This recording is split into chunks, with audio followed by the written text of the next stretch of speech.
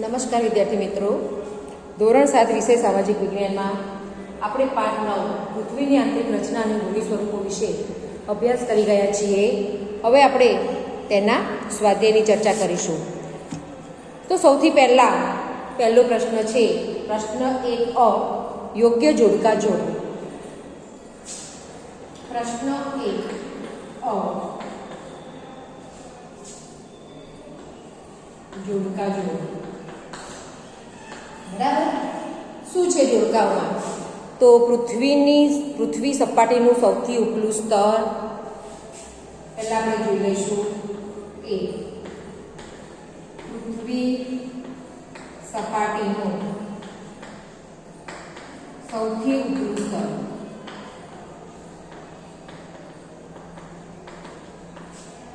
બીજું છે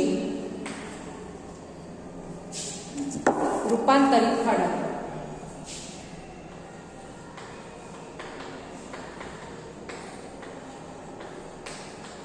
ત્રીજું નદીનું કાર્ય.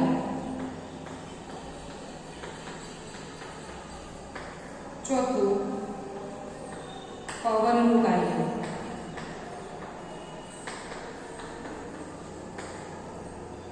અને પાંચમું હિમ નદીનું ઘસારાત્મક સ્વરૂપ. હિમ નદીનું ઘસારાત્મક સ્વરૂપ. હવે આપણે એમાં બમાં જોઈશું શું જવાબો આવે છે તે. તો પહેલું છે પૃથ્વી સપાટીનું ઉપલું સ્તર. શું આવશે પૃથ્વી સપાટીનું ઉપલું સ્તર? તો શિયાળ. પૃથ્વી સપાટીનું ઉપલું સ્તર ઈ એટલે કે જવાબ આવશે શિયાળ. પછી રૂપાંતરિત ખડક.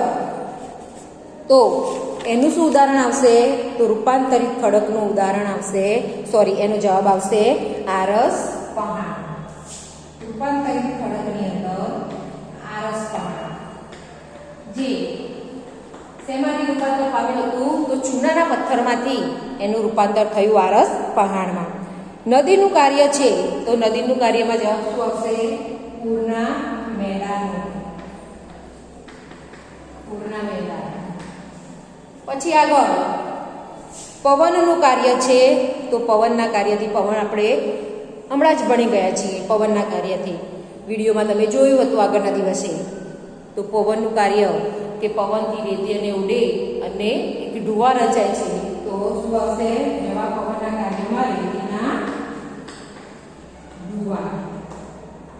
જ્યારે હિમ નદીનું ઘસારાત્મક સ્વરૂપ છે તો એની અંદર શું જવાબ આવશે? તો ગોળાશ્મી. બરાબર. આપણે આ જોડકા જોયા. આવડી ગયું કે પૃથ્વી સપાટીનું ઉપલું સ્તર શું કહેવાય? તો શિયાળ કહેવાય. રૂપાંતરિત ખડકમાં તો આરસ પહાણ. નદીનું કાર્ય પૂરના મેદાન. પવનનું કાર્ય રેતીના ડુવા. જ્યારે હિમ નદીનું ઘસારાત્મક સ્વરૂપ તો ગોળાશ્મી. હવે પ્રશ્ન 1 બ છે ખાલી જગ્યા.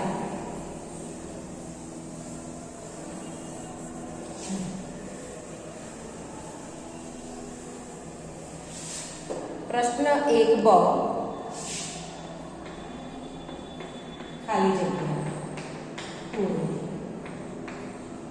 હું તમને એકલા ખાલી જગ્યાના આન્સર બોર્ડ ઉપર લખીશ.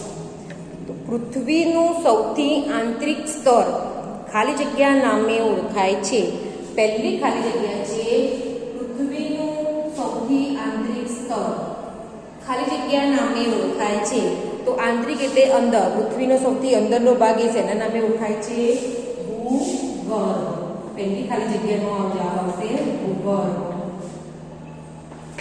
બીજી ખાલી જગ્યા છે અનાજ પીસવા માટે ખાલી જગ્યા પથ્થરનો ઉપયોગ થાય છે.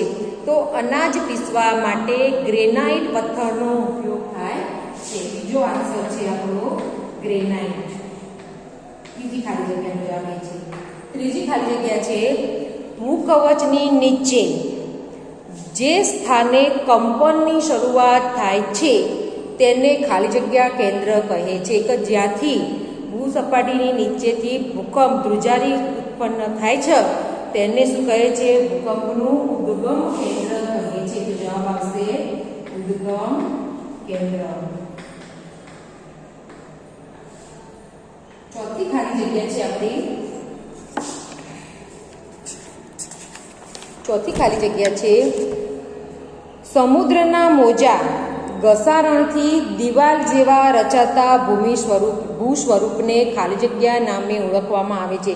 કે જ્યારે સમુદ્ર મોજાના ઘસારણથી દિવાલ જેવા રચાતા ભૂ સ્વરૂપને કેવા નામે ઓળખવામાં આવે છે? આપણે ભણી ગયા સ્ટેક કહેવામાં આવે છે. સ્ટેક નામે ઓળખવામાં આવે છે. પાંચમી ખાલી જગ્યા છે પવનની ગતિ ઘટતા માટીના કણ જમીન પર પથરાય તેને શું કહેવામાં આવે છે? પવનના કાર્યમાં આવી ગયું છે કે પવન વાવાથી પવનની ગતિથી રેતી ઝડપથી બીજી જગ્યાએ એક સ્થળેથી બીજા સ્થળે પથરાય છે અને એ માટીના કણ જ્યાં પથરાય છે તેને એક નાની ટેકરી જેવું સ્વરૂપ ધારણ કરે છે જેને ડુવા કહેવામાં આવે છે. તો પવનની ગતિ ઘટતા માટીના કણ જમીન પર પથરાય છે તેને શું કહેવામાં આવે છે? ડુવા કહે છે. પાંચમી ખાલી જગ્યાનો જવાબ છે ડુવા. બરાબર. હવે આગળનો પ્રશ્ન છે પ્રશ્ન 2. એક વાક્યમાં ઉત્તર આપો. પ્રશ્ન 2 આપ્યો છે એના હું આન્સર બોલીશ. પ્રશ્ન 2 એક બે વાક્યમાં ઉત્તર આપો. એક વાક્યમાં ઉત્તર આપો.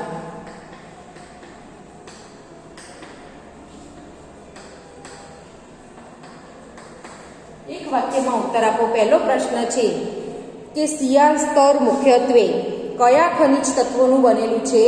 તો શિયાળ સ્તર મુખ્યત્વે સિલિકા અને એલ્યુમિના ખનિજનું બનેલું છે. પ્રશ્ન 1 નો જવાબ શું આવશે? શિયાળ સ્તર કયા બે ખનિજોનું બને છે? તો સી એટલે સિલિકા અને યાલ એટલે એલ્યુમિના. શિયાળ અને એલ્યુમિના ખનિજનું બનેલું છે.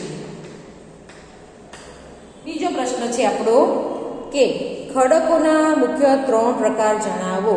તો ખડકોના મુખ્ય 3 પ્રકાર કયા છે? અગ્નિકૃત ખડક, જળકૃત ખડક અને રૂપાંતરિત ખડક. અગ્નિકૃત ખડક, જળકૃત ખડક, ત્રીજો છે રૂપાંતરિત ખડક. તો ખડકોના આ 3 પ્રકારો છે. ત્રીજો પ્રશ્ન છે આંતરિક અગ્નિકૃત ખડક કોને કહે છે? તો એ મોટો જવાબ છે 2-3 વાક્યનો. આપણે બોર્ડ ઉપર નથી લખતા પણ તમને સમજાઈ દઈશું. તો આંતરિક અગ્નિકૃત ખડક એટલે શું? તો પૃથ્વી સપાટીની નીચે ક્યારેક ભૂકવચની અંદર ઊંડાણમાં મેઘમાં એટલે કે લાવા રસ ઠરવાથી નક્કર અગ્નિકૃત ખડકોને આંતરિક અગ્નિકૃત ખડક કહે છે. કે પૃથ્વી સપાટીની નીચે ક્યારેક ભૂકવચની અંદર ઊંડાણમાં મેઘમાં અથવા તો લાવારસ ઠરવાથી રચાતા નક્કર ખડકને અગ્નિકૃત ખડક કહે છે. હવે આંતરિક બળ એટલે શું? ચોથો પ્રશ્ન છે આંતરિક બળ એટલે શું? તો ભૂતકતી જે પ્લેટો છે, તકતી એટલે પ્લેટ, તો પ્લેટની ગતિ કેવી છે? વર્તુળાકાર. તો વર્તુળાકાર થતી ગતિને કારણે પૃથ્વી સપાટી ઉપર પરિવર્તન થાય છે. આપણે આ બધું ભણી ગયા છે. પ્લેટોની ગતિને ઉત્પન્ન કરનારું જે બળ છે એ પૃથ્વીના કયા ભાગમાં નિર્માણ પામે છે? તો પૃથ્વીના આંતરિક ભાગમાં, પૃથ્વીના અંદરના ભાગમાં નિર્માણ પામે છે. તેથી તેને આંતરિક બળ કહે છે. ફરી વાર તમને સમજાવું તો ભૂતકતીની વર્તુળાકારે થતી ગતિને કારણે પૃથ્વીની સપાટી ઉપર પરિવર્તન થાય છે. ભૂતકતીની ગતિને લીધે જે બળ ઉત્પન્ન થાય છે અથવા તો ભૂતકતીની ગતિને ઉત્પન્ન કરનારા બળને આંતરિક બળ કહે છે.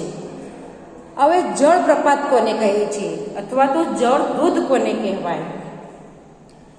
તો નદીનું પાણી તેના માર્ગમાં કોઈ નક્કર ખડક પરથી સીધી ઢોળાવવાળી ખીણ કે નીચાણવાળી ભૂમિ પર પડે છે અથવા તો આવે છે તો તેને જળધોધ કહે છે કે ભાઈ ઉપર ઊંચાઈવાળા માર્ગમાંથી આવે અને સીધી ઢોળાવાળી ખીણમાં પડે એટલે ઉપરથી પાણી પડે ધોધ જેવી રચના થાય અથવા નીચેની ભૂમિ પર આવે છે વેગ સાથે પછડાય તો તેને જળધોધ કહેવામાં આવે છે.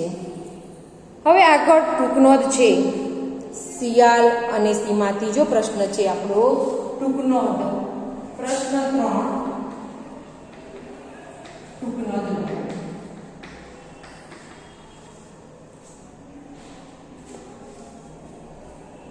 તો શિયાળ અને સીમા પૃથ્વી સપાટીનો જે સૌથી ઉપરનો પતલો ભાગ છે, ઉપલું સ્તર છે, ઉપરનું પાતળું સ્તર, એ શેનું બનેલું છે?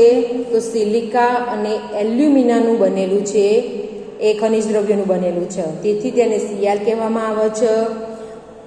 અને જે શિયાળની નીચેનું સ્તર છે એ સિલિકા અને સીમા એમાં એટલે મેગ્નેશિયમ ખનિજનું બનેલું છે, તેથી તેને સીમા કહેવામાં આવે છે. તો આ શિયાળ અને સીમા વિશેની ટૂંક નોંધ થઈ. હવે પવનનું કાર્ય. તો રણ પ્રદેશની અંદર જ્યારે પવન આવે છે તો પવનની સાથે પવન એક ઘસારણ અને નિક્ષેપણનું મુખ્ય પરિબળ છે કે પવનથી ઘસારણ થાય છે, ઘસારણ થવાથી અને પવન અટકવાથી નિક્ષેપણ થાય છે. તો મુખ્ય પરિબળ કયું? પવનનું ઘસારણ અને નિક્ષેપણ. રણ પ્રદેશમાં પવન ખડકોના ઉપરના ભાગની સરખામણીએ નીચેના ભાગને વધારે ઘસે છે, ઝડપથી અને વધારે ઘસે છે. આ ઝડપથી અને વધારે ઘસવાથી શું થાય છે? નીચેનો ભાગ સાંકડો રહી જાય છે અને ઉપરનો ભાગ પહોળો વિશાળ વિશિષ્ટ આકાર ધરાવે છે. તેથી તે ખડકોનો આકાર કેવો છે? છત્રી જેવો. નીચેથી સાંકડો, ઉપરથી પહોળો, એટલે તે છત્રી જેવા આકાર ધારણ કરે છે. તેથી આ ખડકને ભૂછત્ર ખડક પણ કહેવામાં આવે છે. જ્યારે રણ પ્રદેશમાં પવન તેના વેગ સાથે રેતીને એક જગ્યાએથી બીજી જગ્યાએ સ્થળાંતરિત કરે છે, એક જગ્યાએથી બીજી જગ્યાએ લઈ જાય છે. જ્યારે પવનનો વેગ, ઝડપ, ગતિ અટકી જાય છે ત્યારે જે એની પવન સાથે ઉડીને આવેલી રેતી છે એ જમીન સપાટી ઉપર કોઈ ભાગ પર પથરાઈ જાય છે. તેથી તેને ટેકરી જેવું બને છે, જેને રેતીના ડુવા કહેવામાં આવે છે. તો આપણે આ પવનના કાર્ય વિશે જોયું. જ્યારે આ રેતીના ડુવા છે એ રેતીના કણો નાના અને વજનમાં હલકા હોય છે, ત્યારે વજનમાં હલકા હોવાથી સેંકડો કિલોમીટર સુધી દૂર જાય છે. પવન સાથે પવન આવે છે ત્યારે તે સેંકડો કિલોમીટર સુધી દૂર જાય છે. આ રીતે પવનથી દૂર ગયેલા જે રેતીના કણો છે એ રેતીના કણો વિશાળ વિસ્તાર ઉપર પથરાઈ જાય છે અને વિશાળ વિસ્તાર ઉપર પથરાઈ જાય છે, જેને લોએસ્ટનું મેદાન કહેવામાં આવે છે. બરાબર. હવે આપણી ટૂંક નોંધ છે રૂપાંતરિત ખડક. સરળ દ્રષ્ટાંત સમજાવો. રૂપાંતરિત ખડક. તો જ્યારે ઊંચું તાપમાન અને અતિશય દબાણને કારણે અગ્નિકૃત અને જળકૃત ખડકોમાં શું થાય છે? રૂપાંતરિત થાય છે. અગ્નિકૃત. તો આપણી ત્રીજી ટૂંક નોંધ છે રૂપાંતરિત ખડક. કેવી રીતે અગ્નિકૃત ખડક અને જળકૃત ખડકનું રૂપાંતર થાય છે? તો જ્યારે ઊંચું તાપમાન અને અતિશય દબાણને કારણે અગ્નિકૃત ખડક અને જળકૃત ખડકોના કણ, એનું બંધારણ, રંગ વગેરે મૂળભૂત ગુણધર્મોને રૂપાંતર પામીને જે ખડકો બને છે તે ખડકોને રૂપાંતરિત ખડક કહેવામાં આવે છે. જે દાખલા તરીકે, ઉદાહરણ તરીકે જોઈએ તો ચીકણી માટી એ સ્લેટમાં રૂપાંતર પામે છે, જ્યારે ચૂનાનો પથ્થર છે તે આરસ પહાણમાં રૂપાંતરિત થાય છે. તો આ ઉપરાંત રૂપાંતરિત ખડકોમાંથી ગ્રેફાઇટ, હીરા વગેરે જેવા ખનિજો પણ મળી આવે છે. હવે આપણો સ્વાધ્યાયનો છેલ્લો પ્રશ્ન છે પ્રશ્ન 4. પ્રશ્નોના ઉત્તર આપો. પ્રશ્ન 4.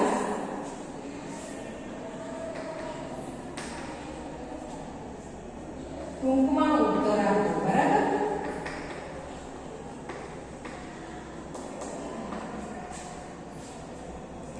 પ્રશ્ન 1, પૃથ્વીની આંતરિક રચના આકૃતિસહ સમજાવો. તો જે પૃથ્વીની આંતરિક રચના છે કે અંદરના ભાગમાં શું છે એના આકૃતિ દોરીને સમજાવવાની છે.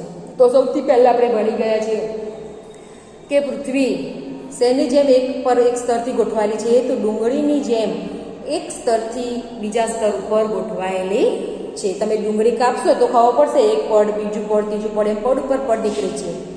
પૃથ્વી સપાટીના સૌથી ઉપલા સ્તરને શું કહેવામાં આવે છે? ભૂકવચ કહે છે. તે કેવો છે? તો તે પાતળું સ્તર છે. તે ભૂમિખંડ ઉપર આશરે 35 કિલોમીટર સુધી હોય છે. ભૂમિખંડની સપાટી મુખ્યત્વે શેની બનેલી છે? તો સિલિકા અને એલ્યુમિના જેવા ખનિજ તત્વોની બનેલી છે. તેથી આપણે એને શું કહીએ છીએ? શિયાળ કહેવામાં આવે છે. જે શિયાળનો નીચેનો સ્તર છે એ સિલિકા અને એલ્યુમિનિયમનો બનેલો છે. તેથી તેને શિયાળનો જે નીચેનો સ્તર છે તે સિલિકા અને મેગ્નેશિયમનો બનેલો છે. તેથી તેને સીમા કહેવામાં આવે છે. સીમાની બરાબર નીચે શું છે? તો મેટલ છે. આપણે તમને આકૃતિ દોરીને સમજાવ્યું હતું. તે આશરે કેટલા કિલોમીટર સુધી ઊંડાઈ આવેલું છે? તો 2900 કિલોમીટર સુધીની ઊંડાઈએ આ ફેલાયેલું છે. પૃથ્વી સપાટીનો અથવા પૃથ્વીનું સૌથી આંતરિક સ્તર ભૂગર્ભ છે. એની ત્રિજ્યા કેટલી છે? તો 3500 કિલોમીટર જેટલી એની ત્રિજ્યા છે.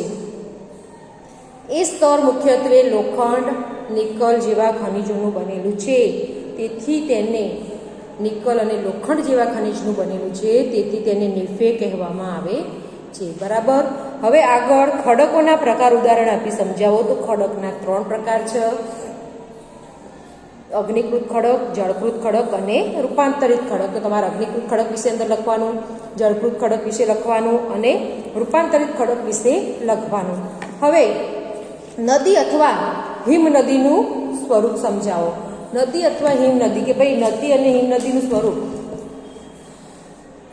તો નદીનો પ્રવાહ તેના માર્ગમાં કોઈ નક્કર ખડક પરથી સીધી ટોળાવાળી ખીણ કે નીચાણવાળી ભૂમિ પર પડે છે ત્યારે જળ ધોધ રચાય છે.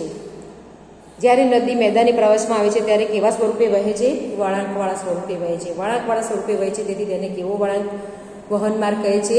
સર્પાકાર વહન માર્ગ કહે છે. અને સર્પાકાર વહન માર્ગના કિનારા પર સતત ઘસારણ અને નિક્ષેપણ થાય છે. સમય જતાં સર્પાકાર વળાંક છે એ શું થાય છે? ખૂબ નજીક આવી જાય છે.